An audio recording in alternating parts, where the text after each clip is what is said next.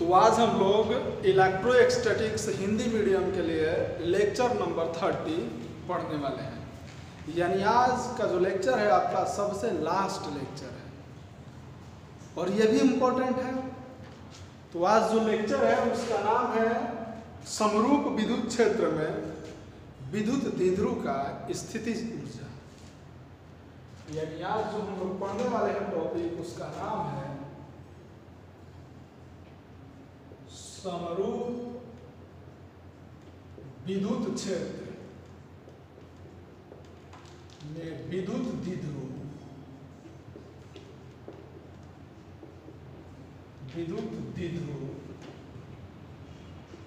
का स्थितिज ऊर्जा। समझ रहे हैं? यानी potential energy of electric dipole in uniform electric field. अगर हम इसको लिखते हैं इंग्लिश में तो लिखना होगा कि पोटेंशियल एनर्जी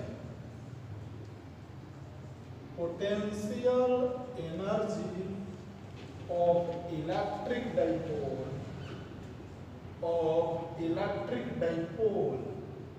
इन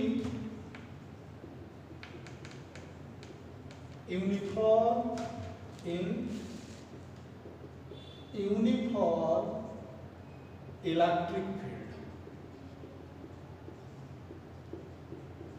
यही हमारा टॉपिक का नाम है।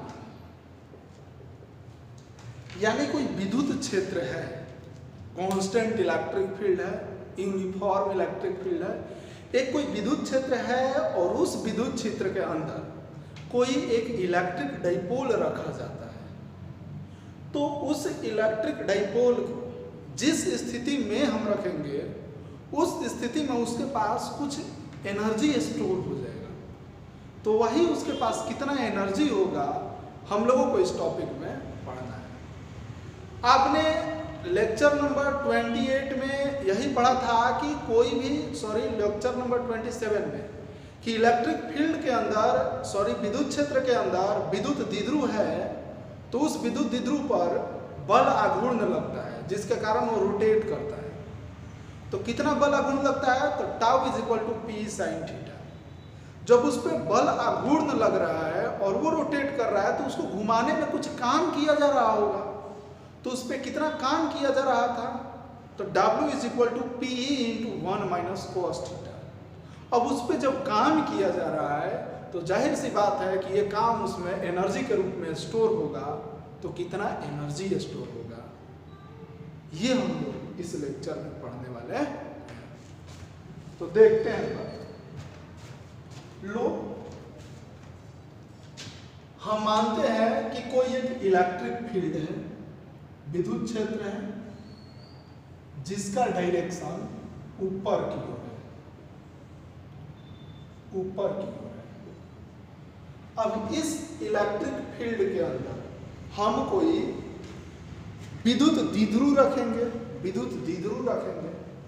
तो अब यहाँ पर मेन सवाल ये आता है कि विद्युत द्विध्रुव को कैसे रखेंगे? क्या विद्युत द्विध्रुव को इसी के डायरेक्शन में विद्युत क्षेत्र के दिशा में रखेंगे या इसके विपरीत रखेंगे? क्या इससे 90 डिग्री पर रखेंगे? कैसे रखेंगे? मेन इस टॉपिक में इसी चीज को समझना है, उसके बाद में सब आसान हो जाएगा। तो विद्युत क्षेत्र में विद्युत द्विध्रुव को हम लोग कैसे रखें ये पहले देखते हैं। तो आप सोचिए थोड़ा सा, जब आवेश अनंत दूरी पर रहता है, तो उस स्थिति में उसके पास स्थितिज ऊर्जा 0 होती है। आपको मालूम है, अगर कोई आवेश यहाँ पर आवेश है तो इस आवेश के पास अगर कोई यहाँ पर यूनिट चार्ज है +1 कूलम्ब है तो यहाँ पर इसके पास स्थितिज ऊर्जा 0 है। और अगर इस आवेश को हम उठा करके यहाँ पर लाने में जो वर्क करेंगे इस आवेश पर, वही वर्क ऊर्जा के रूप में स्टोर हो जाता है। तो इसको उठा करके यहाँ पर लाने पे जो वर्क काम करना पड़ेगा वही ऊर्जा के रूप में स्टोर हो जाएगा, जो कि इसका स्थितिज ऊर्जा कहलाएगा। ये आप स्थितिज ऊर्जा का डेफिनेशन से समझ रहे हैं। तो आप थोड़ा सा कोशिश कीजिए, थोड़ा सा हम लोग देखने चलते हैं, थोड़ा सा सोचिए। अगर मान लीजिए कि हम विद्युत क्षेत्र के दिशा में विद्युत द्विध्रुव को रखते हैं। विद्युत क्षेत्र के दिशा में मान लो प्लस क्यू और माइनस क्यू, इस तरह के इलेक्ट्रिक डाइपोल को हम लोग विद्युत क्षेत्र में रखते हैं। तो अब थोड़ा सा सोचा जाए, हम यहां से यूनिट चार्ज को या आवेश जो भी है मेरा, इसको अनंत दूरी से उठा करके प्लस के पास लाने में कुछ काम करना पड़ेगा, ठीक है।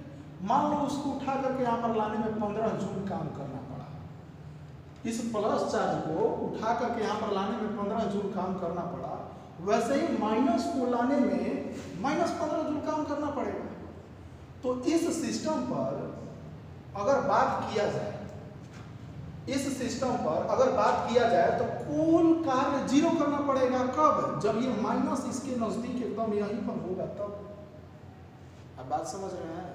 अगर आप मेरी बातों को अच्छे से नहीं समझ रहे हैं तो मैं कोशिश कर रहा हूं एक और तरीका से आपको समझाने। देखो, हम करते ये हैं कि सबसे पहले ये देखते हैं कि स्टार्टिंग में विद्युत क्षेत्र में विद्युत द्विध्रुव को कैसे रखे कि उसको रखने में विद्युत द्विध्रुव के पास ऊर्जा जीरो, यानी कैसे रखे कि उसके पास ऊर्जा जीरो हो। तो आप देखिए थोड़ा सा, अगर विद्युत क्षेत्र का दिशा ऊपर की ओर है, अगर इस विद्युत क्षेत्र में हम विद्युत द्विध्रुव को इसी के डायरेक्शन में करके रखते हैं, इसी के दिशा में, तो इसके पास ऊर्जा जीरो नहीं होगा। ऐसा क्यों बोल रहे हैं हम? तो आप देख लीजिए। अगर मान लीजिए इधर अनंत दूरी से हम किसी चार्ज को +1 अनंत दूरी से पॉजिटिव चार्ज को उठा के यहाँ पर लाए, तो कुछ काम करना पड़ेगा। मान लो 20 जूल काम करना पड़ा। अगर यहीं पर माइनस चार्ज को भी अगर हम लाते अनंत दूरी से, तो -20 जूल काम करना पड़ता, तब जाके ना नेट काम यहाँ पर जीरो होता, नेट वर्क डन मेरे द्वारा किया गया इस सिस्टम पर जीरो होता, तो हम बोलते कि इसके पास एनर्जी इस स्थिति में जीरो है। लेकिन माइनस चार्ज तो यहाँ है, माइनस यहाँ है, प्लस यहाँ है, बीच में कुछ डिस्टेंस है, इसलिए इस सिस्टम पर इस स्थिति में नेट वर्क डन जीरो नहीं होगा, इसलिए इसके पास ऊर्जा भी जीरो नहीं होगा। लेकिन विद्युत क्षेत्र के दिशा से हम 90 डिग्री पर विद्युत द्विध्रुव को रखेंगे, तो उस स्थिति में उसके पास एनर्जी जीरो होगा। अब ऐसा हम क्यों बोल रहे हैं, अब आपको समझना है। देखो, अगर ये विद्युत क्षेत्र का दिशा है और इस विद्युत क्षेत्र में हम विद्युत द्विध्रुव को 90 डिग्री के एंगल से रखेंगे ना, तो इस सिस्टम के पास विद्युत द्विध्रुव के पास स्थितिज ऊर्जा जीरो हो जाएगा। क्यों? अब सोचो, अनंत दूरी पर है।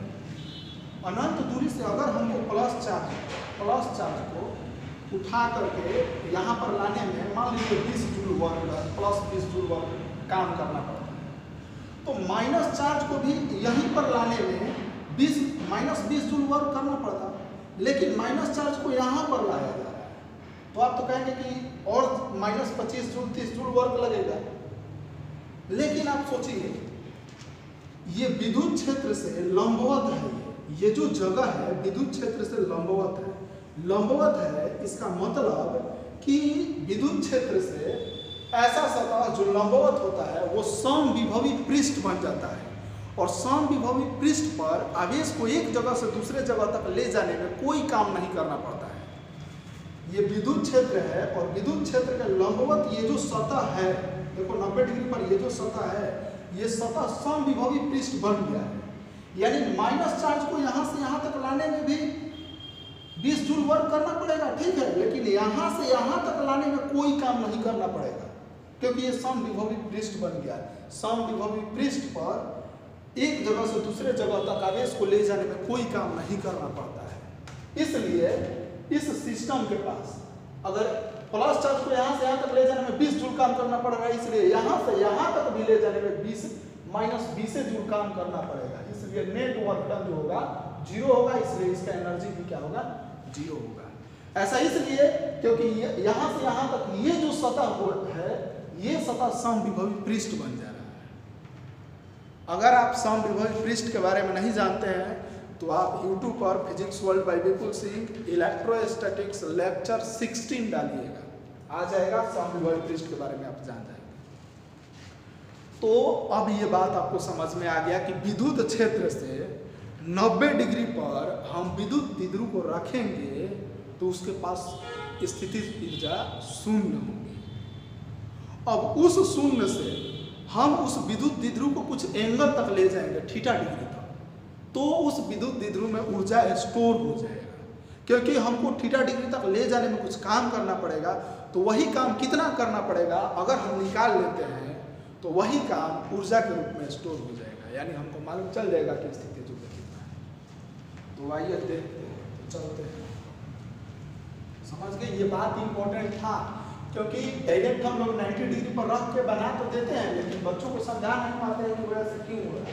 तो ऐसे इसलिए हो रहा है क्योंकि वो सतह से हम समविभवी पृष्ठ हो जाता है। ओके, देखते हैं। लो, हम मान लिए कि ये कोई विद्युत क्षेत्र है और इस विद्युत क्षेत्र में एक विद्युत द्विध्रुव है।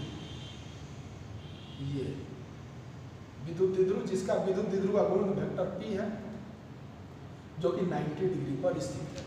हमने 90 डिग्री पर स्थित क्यों किया? क्योंकि इस विद्युत द्विध्रुव के पास अभी इस स्थिति में ऊर्जा 0 है, ठीक है।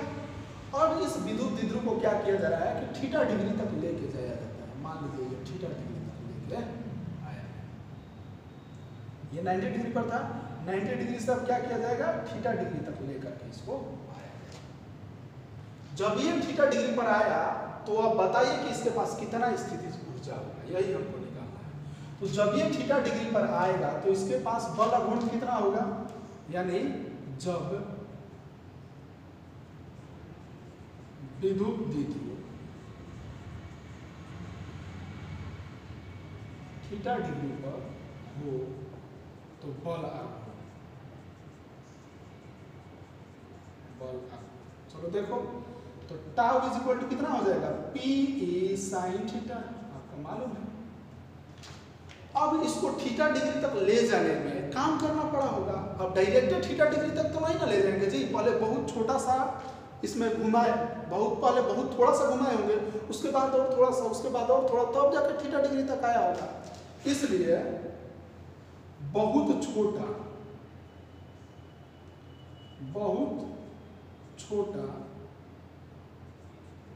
कोण, यानी बोले तो डी थीटा, घुमाने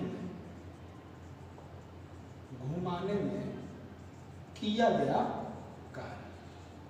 बहुत छोटा सा घुमाने में कितना काम किया गया भाई, तो बहुत छोटा सा घुमाए हैं तो इसलिए काम भी बहुत छोटा सा होगा, DW घुमाने में काम कितना करना पड़ेगा, टाउ इंटू डी थीटा, वाला गुण इंटू कितना रोटेट किया गया, तो DW इज इक्वल टू क्या हो जाएगा, टाउ के जगह पर P sin theta into D theta. समझ रहे हैं बात को।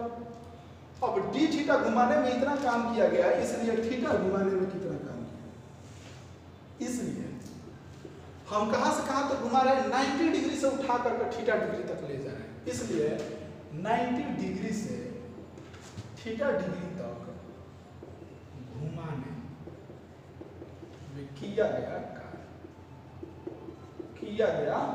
कार्य।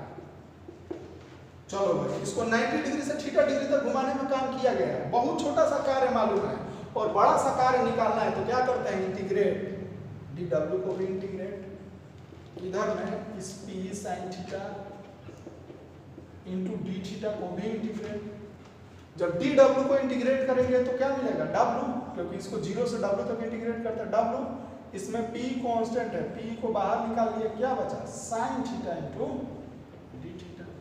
कहां से कहां तक इंटीग्रेट करना था, सॉरी 90 डिग्री से थीटा डिग्री तक, क्योंकि 90 से थीटा तक हम ले जा रहे हैं, तो 90 से थीटा तक इसको इंटीग्रेट करेंगे। तो तो W is equal to P sine theta का इंटीग्रेशन क्या होता है? Minus cos theta. इस sine theta into D theta का इंटीग्रेशन माइनस कॉस थीटा। कहाँ से कहाँ तक? 90 डिग्री से थीटा डिग्री तक। ऐसा क्यों लिखे? क्योंकि sine theta into D theta का इंटीग्रेशन होता है माइनस कॉस थीटा। तो W is equal to minus को अगर हम बाहर निकालते हैं तो माइनस पीई और cos upper limit minus lower limit, ऊपर में थीटा है तो upper limit minus lower limit cos 90। तो W is equal to minus PE cos theta, और चूंकि कॉस 90 का वैल्यू 0 तो 0, यानी W is equal to minus PE cos theta. W is equal to minus PE cos theta. अब यही काम क्या होगा? इस विद्युत द्विध्रुव में स्थितिज ऊर्जा के रूप में स्टोर हो जाएगा, यानी यही का विद्युत द्विध्रुव में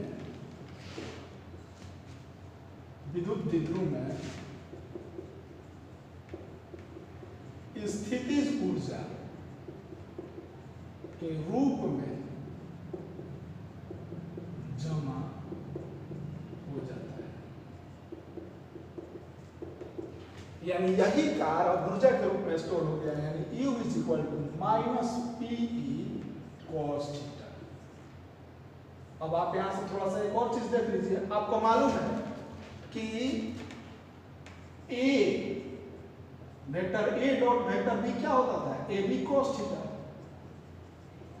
यानी दो वेक्टर का डॉट प्रोडक्ट को AB cos थीटा लिखते थे, तो यहाँ पर P भी सदिश राशि है, E भी सदिश राशि है और उसका cos थीटा, तो U is equal to minus vector P dot vector E हम लोग लिख सकते हैं ना जी। यानी जब विद्युत द्विध्रुव को थीटा डिग्री पर हम लोग रखेंगे तो उसके पास minus vector P dot vector E स्थितिज ऊर्जा होगा। ये लेक्चर आपको समझ में आया? देखो भाई, हमने ज़्यादा कुछ नहीं किया है। फर्स्ट टाइम जो आपको समझाने का कोशिश किया है वो चीज़ें आपको छोड़ दिए जाते हैं, डायरेक्ट हम लोग 90 डिग्री मान करके बता देते हैं, लेकिन आप उस चीज़ को समझिए। इसमें हमने आपको इस लेक्चर में क्या क्या पढ़ाया, एक बार हम रिकैप कर लेते हैं। हमने विद्युत क्षेत्र के लंबवत विद्युत द्विध्रुव को रखा। क्यों रखा? तो इसलिए रखा क्योंकि 90 डिग्री पर जब रखेंगे तो इस विद्युत द्विध्रुव के पास स्थितिज ऊर्जा 0 होगा। क्यों स्थितिज ऊर्जा 0 होगा? क्योंकि विद्युत क्षेत्र के लंबवत जो सतह होता है वो समविभवी पृष्ठ होता है। तो विद्युत क्षेत्र के ये लंबवत ये सतह समविभवी पृष्ठ हो गया, यानी समविभवी पृष्ठ पर एक जगह से दूसरे जगह तक आवेश को ले जाने में कोई कार्य नहीं करना पड़ता है।